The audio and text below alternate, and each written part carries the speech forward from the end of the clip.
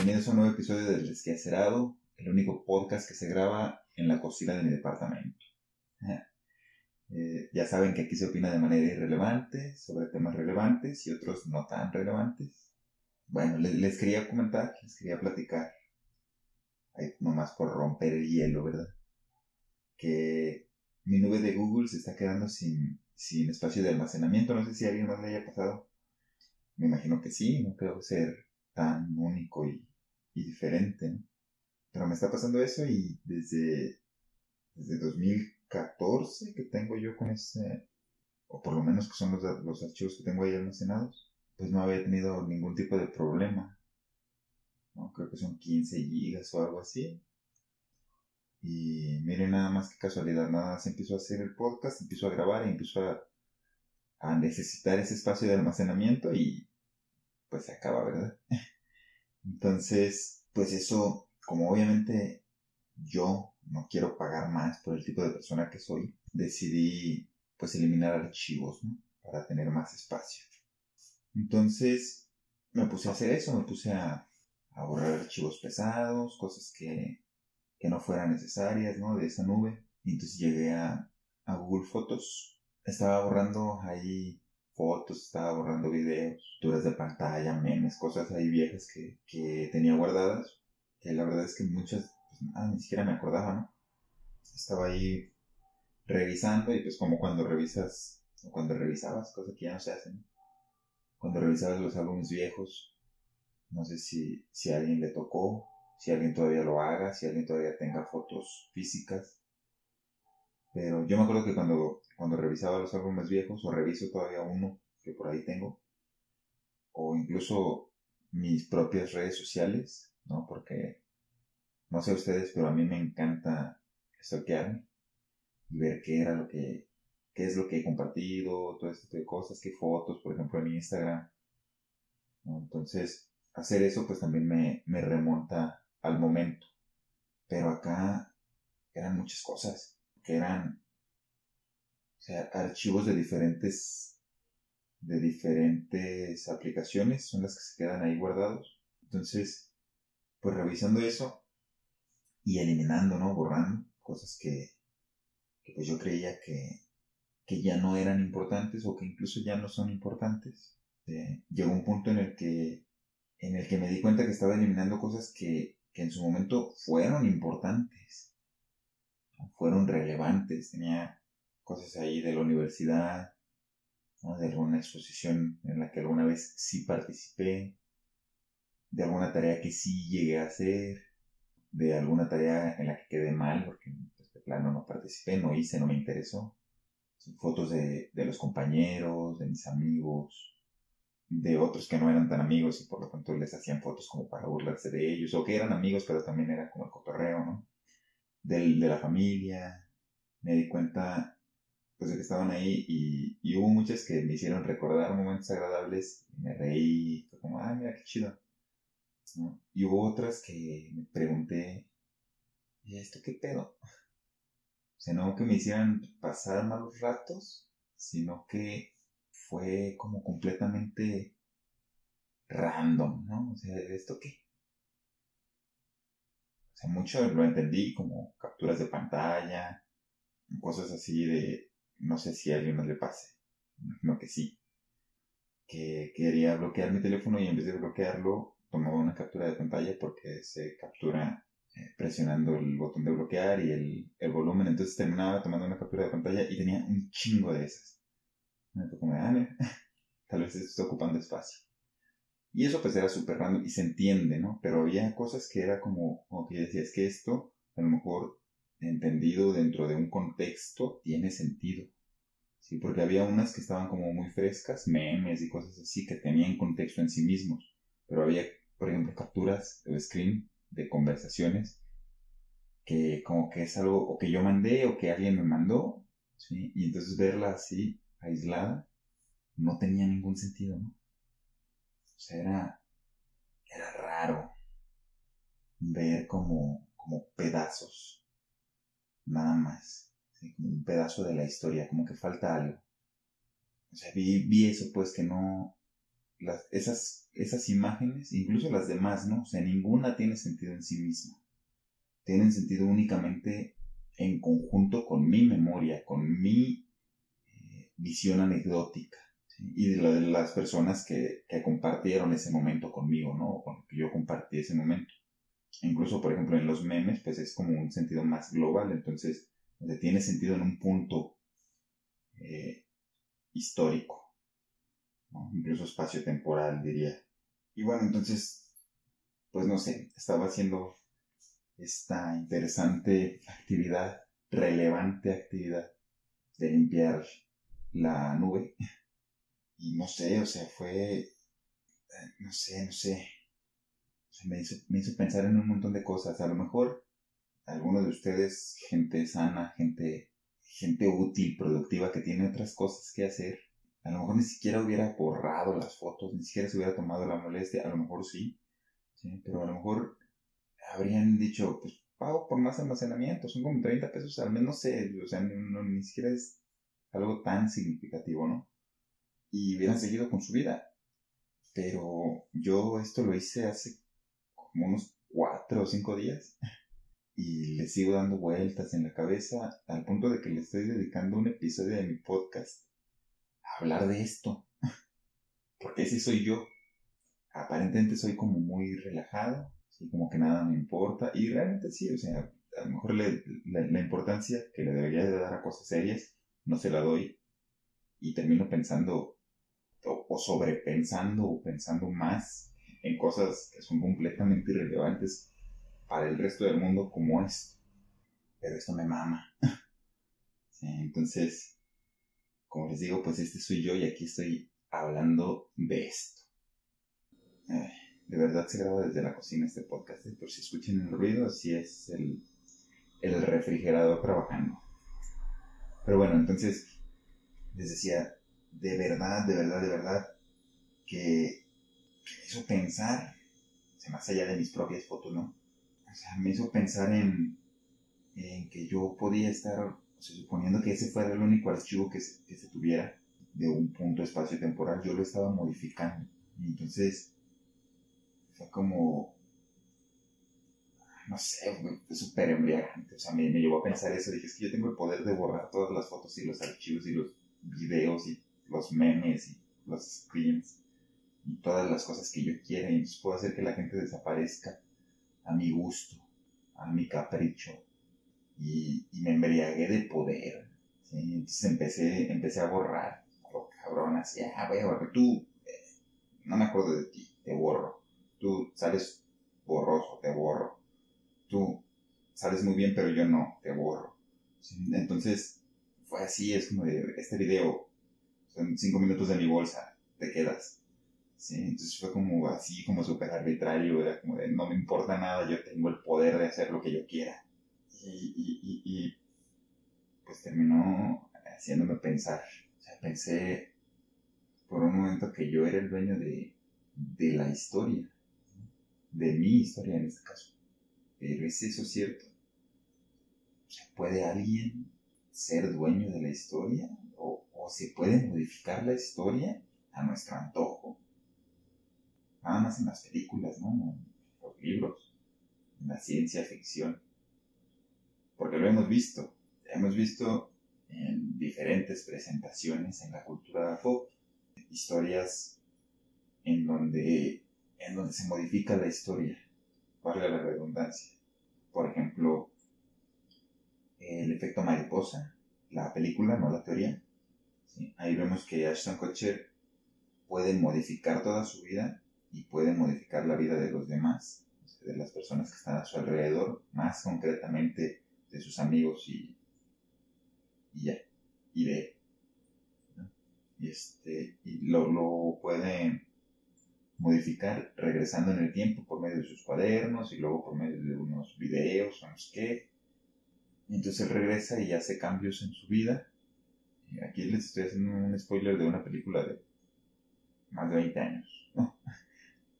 O por lo menos 20 años. Entonces, por si no quieren, pues no escuchen eso que ya escucharon.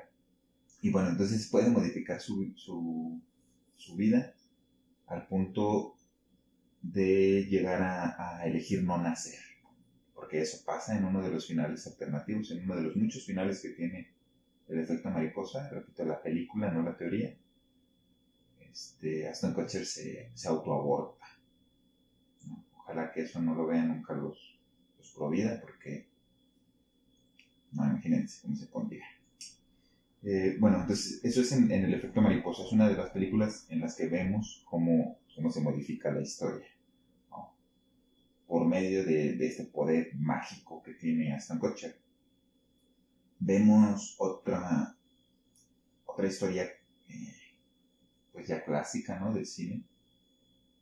Es Volver al Futuro, ¿sí?, que es como la película de viajes en el tiempo por antonomasia, ¿sí?, la película de películas de viajes en el tiempo y de modificaciones en la historia, ¿sí?, porque vemos que es precisamente la consecuencia de viajar en el tiempo, es que la historia se puede modificar, ¿no? Las mentadas paradojas que salen luego también en 12 monos, por lo menos en la serie, no recuerdo si en la película o en Dark, ¿sí?, que se habla de las paradojas temporales. Entonces es un intento de modificación de la historia.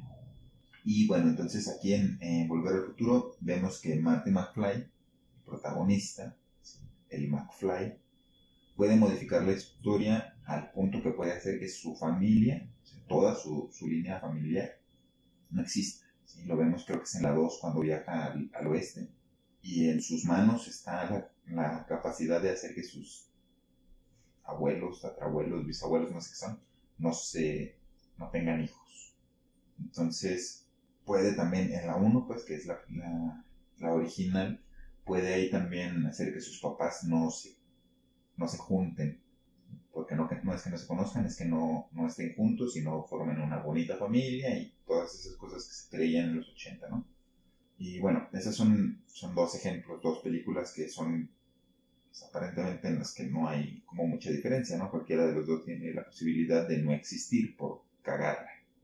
Pero sí son diferentes, tienen diferencias sutiles, porque, por ejemplo, en el efecto mariposa, la película, no la teoría, Ashton Kutcher solo puede modificar los eventos que tienen lugar a lo largo de su vida. O sea, no puede viajar a un momento en el que él no haya existido todavía, o que no haya existido concretamente. O sea, no puede ir a antes de ser un feto, porque eso, como les digo, lo vemos, ni tampoco puede ir después del momento en el que está viajando. ¿Sí? O sea, no puede viajar al pasado, muy pasado, fuera de su vida, ni al futuro en ningún momento. Entonces, en Volver al Futuro se puede desplazar fuera de su tiempo de vida. Puede, como les digo, viajar al viejo oeste o puede viajar al futuro, como vemos en la tercera. Y entonces, creo que esas serían como las diferencias, ¿no? Además, pues de la obvia que es el DeLorean y las libretas de Ashton Kutcher, ¿no? Y bueno, ustedes entienden, ¿no? O sea, el caso es que hay un montón de ejemplos así en la cultura popular, en la ciencia ficción o meramente en la mística, como con el efecto mariposa, la película. Ya se gastó el chiste. Pero entonces, o sea, eso en las películas, en las historias, en los cuentos. Pero se puede modificar la realidad realmente. O sea, se puede modificar la historia, se puede alterar, se puede cambiar. Yo digo que sí, pero para ejemplificarlo voy a usar un ejemplo más de la ficción, de una novela concretamente, que es una novela que yo como buen mamador que soy tenía que nombrar alguna vez en este podcast. Y seguramente más de una vez la van a escuchar. Y espero que hayan leído, porque la verdad es que está interesante. Es la novela de George Orwell, ¿sí? Se llama 1984. Y aquí podría irme por el chiste fácil, que sería la novela, no el año, pero no lo voy a hacer, ¿sale? Siempre voy a estar hablando de la novela. Entonces, bueno, dentro de la novela de Orwell, ¿sí?, de esta distopía, existe una figura y también un lugar que se llama el Ministerio de la Verdad. que es justamente el lugar en el que trabaja nuestro protagonista aquí en la novela. Se llama Winston Smith. Y lo que se hace ahí, en el Ministerio de la Verdad, es justamente eso, es modificar la historia. Pero no con el DeLorean o con un poder místico, psíquico, no sé qué sea, no lo entiendo. Como el de Aston Kutcher en El efecto mariposa, sino que acá se hace por medio del discurso, más concretamente por medio de la imprenta. Aquí se viene cita mamalona de 1984. ¿Vale? En la novela, Orwell nos dice lo siguiente, cito: el partido dijo que Oceanía nunca había sido aliada de Eurasia. Él, Winston Smith, sabía que Oceanía había estado aliada con Eurasia 4 años antes. Pero ¿dónde constaba ese conocimiento? Ahí está el punto clave, ¿no? Solo en su propia conciencia, lo cual en todo caso iba a ser aniquilada muy pronto. Y si todos los demás aceptaban la mentira que impuso el partido, si todos los testimonios decían lo mismo, entonces la mentira pasaba a la historia y se convertía en verdad. El que controla el pasado, decía el eslogan del partido, controla también el futuro. El que controla el presente, controla el pasado. Y sin embargo, el pasado, alterable por su misma naturaleza, nunca había sido alterado. Todo lo que ahora era verdad había sido verdad eternamente y lo seguiría siendo. Era muy sencillo. Lo único que se necesitaba era una interminable serie de victorias que cada persona debía lograr sobre su propia memoria. A esto le llamaban control de la realidad, perdón. Pero en neolengua había una palabra especial para ello: doble pensar. Fin de la cita de Orwell. Entonces ese Orwell, que lo que hacían ahí era eso, sobreescribir, o reescribir más bien. O sea, también hay un punto en la novela, creo que después, no sé si es antes o después de eso, no recuerdo, que nos dice cómo lo hacía. Entonces, prácticamente dice que si el partido, que es la figura de poder de la que se habla, hacía una predicción y después la predicción no se cumplía, ¿sí? O sea, porque como aquí, como en la vida real, se escriben diarios, ¿no?, dentro de la novela. Entonces, cuando el partido hace la predicción, el diario se escribe y se dice lo que el partido dijo. Si se cumple, chido. Si no se cumple, entonces se eliminan todos los diarios en los que esté escrito la predicción errada y se sustituye por una predicción acertada, ¿no? Pero, o sea, ya no sería una predicción, sino que se cambia, ¿no? Se quita el diario que existía y se pone el nuevo. Se sustituye totalmente. De manera que nunca se equivocan y por lo tanto, como no se queda constancia de que se equivocó, realmente se equivocó. Entonces hay ahí como esta parte, ¿no?, de que dice que o sea, el pasado, ¿cómo dice? A ver, ¿vale? Dice todo lo que ahora era verdad. No, antes de eso dice el pasado, alterable por su propia naturaleza, nunca había sido alterado. O sea, no había sido nunca alterado porque el pasado, a diferencia de en las películas, por ejemplo en Volver al Futuro, ¿sí?, no se puede modificar. Pero nos dice también que es alterable por su propia naturaleza. ¿Cuál naturaleza? Su naturaleza de pasado, de que ya sucedió, de que únicamente está en la memoria, ¿sí?, y en los documentos que haya. Si eliminas todos los documentos y los sustituyes por unos a tu conveniencia, entonces el pasado va a decir lo que tú quieras que diga. Había yo escrito aquí algo también, y más o menos ahí se los voy a bocetear. Entonces, o sea, prácticamente lo que pasa en 1984 es que se monopolizó la verdad. Pero suena raro monopolizar la verdad, ¿no? O sea, está como mal dicho, ¿no? Es que, ¿cómo podemos monopolizar algo que es único? Si es único, no debería de poderse. Y de hecho, no se puede, ¿no? Pero la cosa es que la verdad no es única. Lo que nosotros entendemos como verdad es la interpretación de un hecho que puede o no haber ocurrido, pero es la interpretación. Entonces podemos tener tantas interpretaciones como personas ahí en el mundo, como personas hayan presenciado o incluso escuchado el hecho que es en cuestión, ¿no?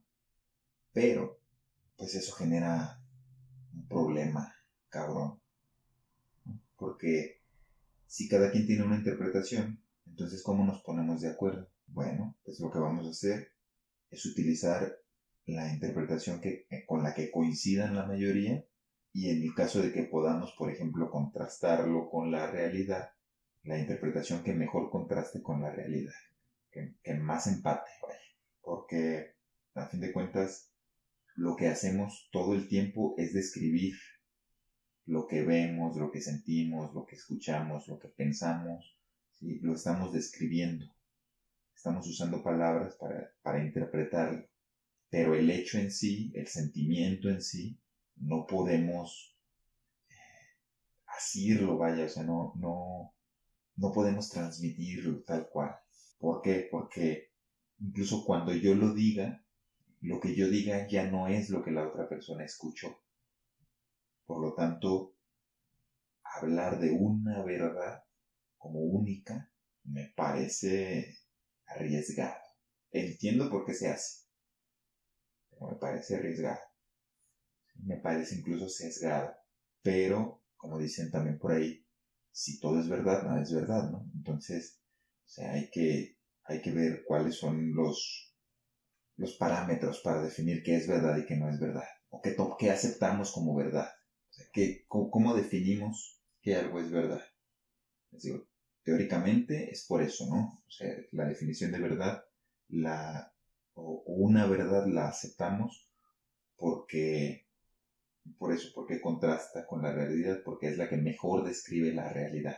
En casos ideales, obviamente, ¿no? Porque luego tenemos verdades como las religiosas, que no describen la realidad, pero se hacen una serie de maromas encabronadamente grandes para poder entender eso como una verdad. Hay muchos otros discursos, ¿no?, que hay en el mundo. Pero, o sea, que tienen esos discursos, como en el caso del Ministerio de la Verdad, esos discursos son erigidos por grupos con poder, grupos que están en el poder, o que ostentan el poder. En el caso de Orwell, por ejemplo, es el partido. Y esos grupos son quienes interpretan la realidad y por lo tanto generan la verdad, ¿sí? Producen verdades a conveniencia, verdades a modo. Ya si a alguien le sirven, además de los fines que se tienen acá, chido. Si no, chido también. Vamos a tomar como ejemplo el concepto de razas humanas. Durante mucho tiempo, se creyó que la especie humana estaba dividida en razas y, obviamente, por esto que les digo de los grupos de poder, una de esas razas era superior a las demás. Y por lo tanto, esa una tenía derechos y tenía privilegios sobre las otras razas. Y aquí estoy poniendo razas entre comillas. Que esas razas, obviamente, entre comillas, tenían que servirle a la otra, ¿sí? A la una que era diferente, que variaba ya de acuerdo a la región, ¿no? A los años. O sea, no es algo exclusivo de un señor, bueno, de un grupo de señores con sábanas en la cabeza ahí en el sur de Estados Unidos que queman cruces. No es exclusivo de ellos. Ha estado ahí a lo largo de la historia. Pero esa idea de razas actualmente fue desmontada, ¿sí?, por la ciencia. Que la ciencia es, a fin de cuentas, otro gran discurso que puede usarse con intereses humanistas o no. Pero es eso, es otro gran discurso eso. ¿Por qué? Porque es una manera de entender y de traducir el mundo. Que sea lo que se acepta como lo más acercado a la realidad, ¿no? O sea, ese es el consenso. ¿Por qué? Porque está todo este rollo del método científico y se puede replicar y podemos ver que puede predecir patrones, ¿sí? Puede, o sea, todos los avances que ha tenido, todo este tipo de cosas, es pues a raíz de eso que lo ponemos como pues, el discurso que debería de dominar en gran parte, ¿no? Por lo menos en la sociedad, ¿no? O sea, deberían de regirse muchas cosas a raíz del conocimiento científico. Pero pues no es así porque hay otros intereses, ¿no? Entonces, les decía, con estudios científicos se desmontó el concepto de razas porque se descubrió que analizando las secuencias de ADN humano, el 99.9% de ese ADN era igual entre personas que pertenecían a distintas razas, entre comillas, ¿no? O sea, que tenían distinto color de piel, que habían nacido en lugares diferentes, que tenían rasgos físicos distintos, que eso era lo que componía una raza de acuerdo al pensamiento anterior. Y entonces ahora la ciencia dijo, pues sí, se ven muy diferentes, pero son básicamente lo mismo. O sea, no puedes hablar de razas, no entra. Entonces el concepto se cae y se sustituye por etnias, ¿no? Que ya tiene más que ver con la cultura, con el lugar geográfico, con la temporalidad, o sea, con otras cosas, ¿no? Pero ya no son razas, ya no hay algo inherente a ellos que los hace inferiores o superiores. Entonces ya quien sigue hablando de razas para manipular es precisamente eso, ¿sí? Una persona que lo que quiere es usar la discriminación a su favor. Ese es un ejemplo de cómo una verdad se desmonta y se sustituye por otra, ¿vale? Que realmente eso es lo que pasa, las verdades cambian de acuerdo a los discursos dominantes de cada tiempo, porque el mundo no cambió. Esa genética, y no es que antes hubiera una diferencia en el ADN humano del 50%, del 80%, y entonces ahora sea un 0.01%, ¿no? Lo que pasa es que se tienen nuevos datos, por ejemplo. Se tiene un discurso diferente, se tienen nuevas tecnologías, nuevas herramientas, bla, bla, bla, que permiten ver más allá, ¿sí? Ampliar el campo de visión. Y entonces permite que la verdad que se creía que era verdad ya no sea una verdad. Se pone otra en su lugar. Una verdad más amplia. Pero entonces, si eso es posible, ¿cómo podemos hablar de verdades entendidas como lo que dicen que son, ¿no? Las verdades son inamovibles y bla, bla, bla. O sea, ¿qué pedo? O sea, ¿a dónde quiero ir con esto? Bueno, quiero ir, porque empecé hablando de modificar la historia, ¿no? Entonces, voy a esto. La historia, a mi entender, ¿sí? Si hay por ahí algún historiador escuchando esto de casualidad y puede decir otra cosa, que lo diga, y si me da la razón, gracias. Entonces, bueno, decía, la historia, a mi entender, es una serie de verdades. Y si ya aclaramos que la verdad está en función de un grupo dominante, entonces la historia como grupo de verdades también está en función de un grupo dominante. Y la historia, como la verdad, se utiliza para justificar el poder del grupo dominante. Como en el caso de las razas, por ejemplo, le convenía a la raza dominante, ¿sí? A los caucásicos. Sí, uso el término raza porque así es como ellos entendían, ¿sale? A los caucásicos les convenía que se siguiera pensando, ¿sí? Y sostener esa verdad de que los afrodescendientes o negros, como ellos les decían, son inferiores, que no tienen alma, que son bestias de carga, que no son hijos de Dios, lo que quieran, por el hecho de cómo se ven. Entonces, se les convenía mantener esta verdad para sentirse bien, para poder hacer lo que hacían con ellos, como privarlos de su libertad, esclavizarlos, matarlos, o sea, para negarles cualquier tipo de derecho, de decencia, de dignidad humana. ¿Por qué? Porque no eran humanos, porque son otra raza. ¿Qué? Negros. Y entonces eso ya nos diferencia, nos distancia y pues lo que yo quiera. Puedo ejercer mi poder sobre ti. Y entonces se gesta todo un discurso en torno a eso. Y entonces hoy estamos en el siglo XXI y siguen matando gente por el color de piel. E incluso, vámonos más allá, esas verdades, que eso me parece muy, muy importante, esas verdades históricas, siempre que digo verdades, imaginen que estoy poniendo comillas, porque lo estoy haciendo. Entonces, esas verdades históricas generan comunidades, generan sujetos, generan personalidades. Y entonces hay estudios en los que se ampara la gente que sigue discriminando a las personas por su raza para decir que las personas de un color de piel más oscuro son más violentas, como si fuera esa consecuencia lineal, causal, así, y no al revés. ¿Qué es esto? No piensan que el hecho de que siempre se les haya segregado, se les haya violentado, que incluso cuando se les concedieron derechos, se les dio también un espacio en donde se fueran y se arrinconaran y se mataran entre ellos. O sea, no se les dio con sus derechos todas las oportunidades y entonces con eso no eliminas toda la historia. El racismo sigue existiendo a pesar de que la gente diga que no es racista. Entonces lo siguen segregando, lo siguen violentando y entonces ellos se siguen defendiendo.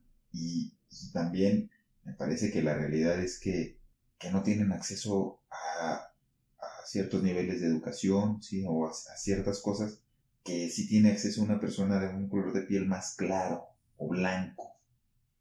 ¿Sí? Y entonces, sí, las opciones que tienen están más limitadas y tienden a ser más propensos a caer en cuestiones delictivas, porque tampoco es que tengan muchas oportunidades. ¿Sí? Entonces, no es que roba porque es negro. ¿Sí se entiende? O sea, ellos, los racistas, dicen eso, ¿no? Ay, pues claro, es que ve de qué color es, por eso roba. Es como de no. O sea, ve todo lo que se generó para que no tenga oportunidades y para que lo único que pueda hacer en este momento sea robar. Y porque es todo lo que les prohibiste, todo lo que les quitaste, todo el acceso que no les diste a educación durante cuánto tiempo. Y entonces ellos realmente terminan creyendo que son parte de eso. No son malos porque sean una raza diferente. ¿Sí? Puede que sí por su color de piel, pero eso es por la discriminación que se ejerció sobre ellos, no por su piel en sí misma. Ahorita estoy hablando de razas, pero podríamos hablar de las mujeres, por ejemplo, y los hombres. Es exactamente el mismo caso. Y entonces, creo que en otra ocasión hablábamos, o bueno, hablaba acerca de esto, ¿no? Que se cree que las mujeres que son recolectoras y que la casa, ellas con los niños y la chingada, pues sí, o sea, es porque así se ha ido haciendo. Entonces, el discurso que se empieza a repetir varias veces se vuelve realidad. Imagínate algo que se repitió durante siglos, termina volviéndose realidad, pero no era así. La verdad establecida por una mayoría, digamos, ¿no?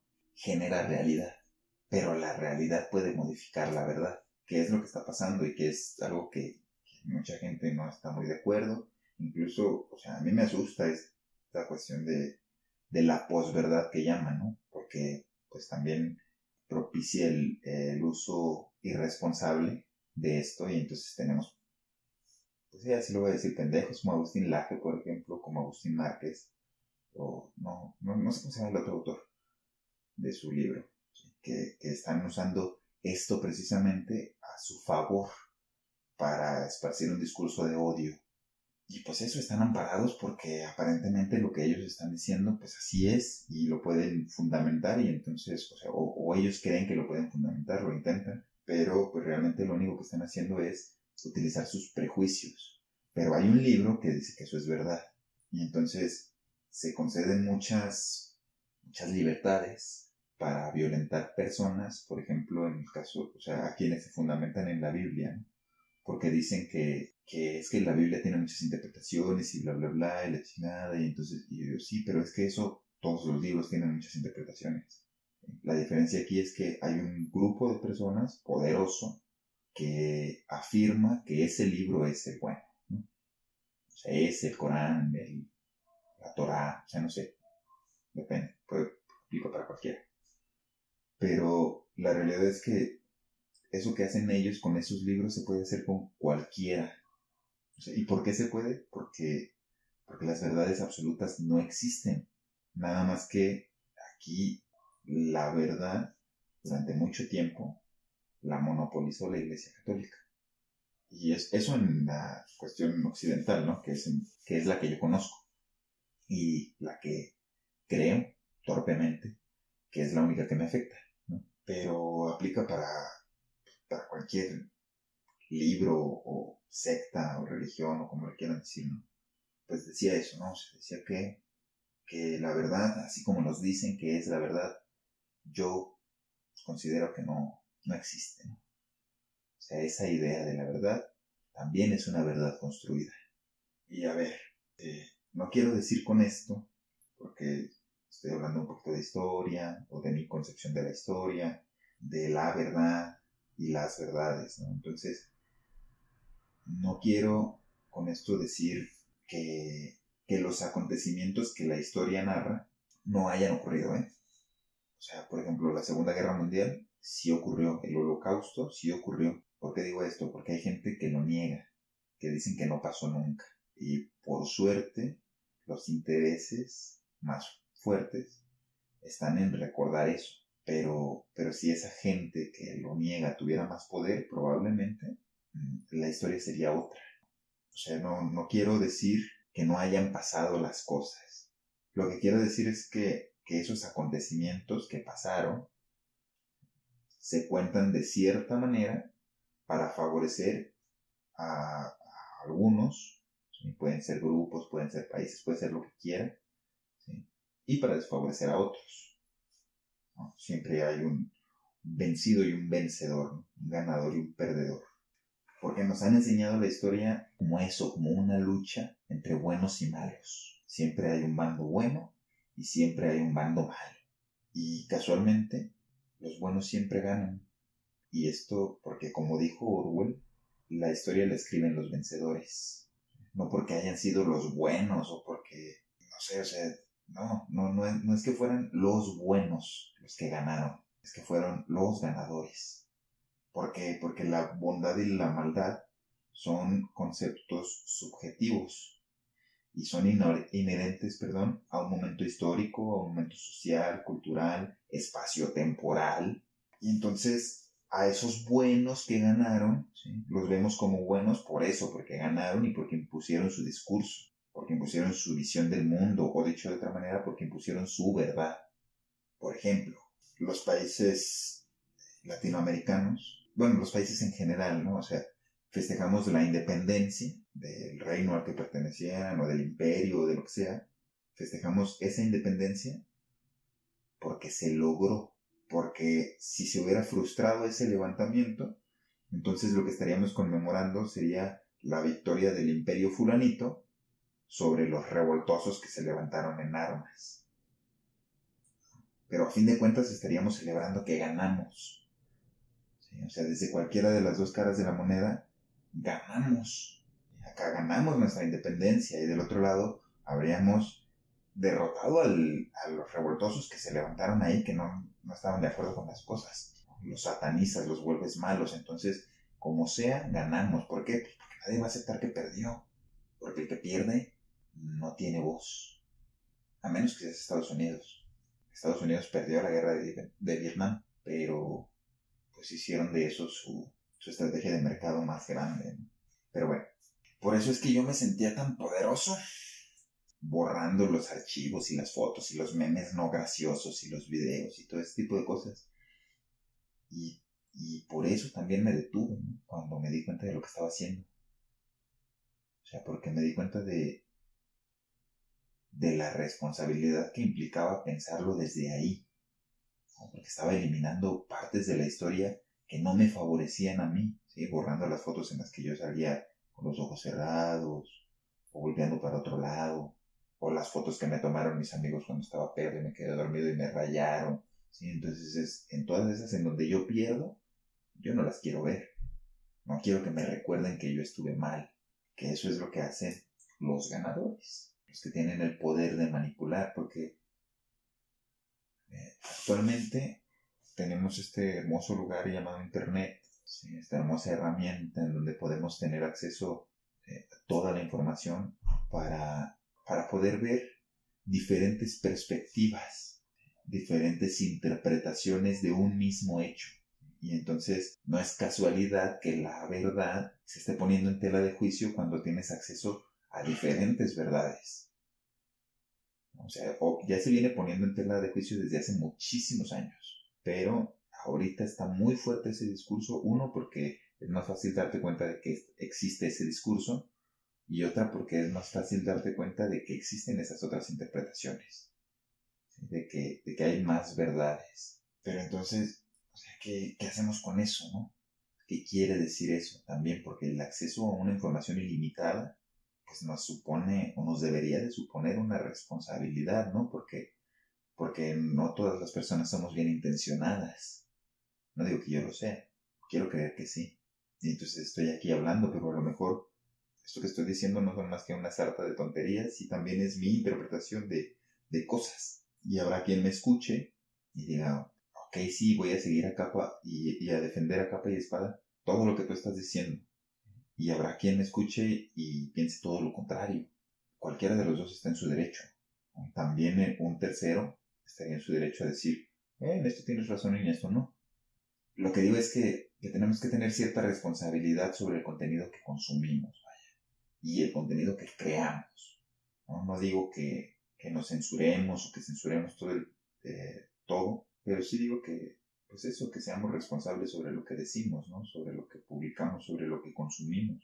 Porque hay gente que se aprovecha de que las personas no sabemos hacer una investigación, por ejemplo, o no sabemos discriminar artículos que creemos que son científicos, ¿no? Parecen, porque a nosotros eso nos parece un artículo científico, o un libro que nada más por estar impreso o publicado en algún lugar, creemos que eso ya le da valor como para utilizarlo como argumento válido, ¿no? Pues yo digo eso, ¿no? O sea, tenemos que cuestionarnos más y ser responsables con las cosas que consumimos y con las cosas que decimos, ¿no? Y buscar entender que las cosas dadas no están, que todo puede cambiar en cualquier momento. Los artículos científicos que se jacten de sí ser científicos, por lo general terminan diciendo que hacen falta más investigaciones, que hace falta más información, que, o sea, todo este tipo de cosas. ¿Por qué? Porque ellos entienden que las cosas pueden cambiar, que se pudieron haber equivocado en algo. Entienden esta cuestión temporal de la verdad. Creo que eso es algo que nosotros también deberíamos de saber, por lo menos que está ahí, porque una vez que sabes algo ya no puedes justificarte en tu ignorancia. Entonces, si ya escuchaste esto, perdón por haberte quitado esa excusa, ¿no? Pero no me arrepiento. Bueno, lo voy a poner aquí porque ya está poniendo muy serio. Lo voy a dejar aquí. Y pues nada, los veo, no es cierto, los escucho la siguiente semana. Ahorita estoy trabajando en un nuevo audiolibro. Ahí va despacito, lento pero seguro. Se llama Dios no es bueno, de Christopher Hitchens, por si a alguien le interesa.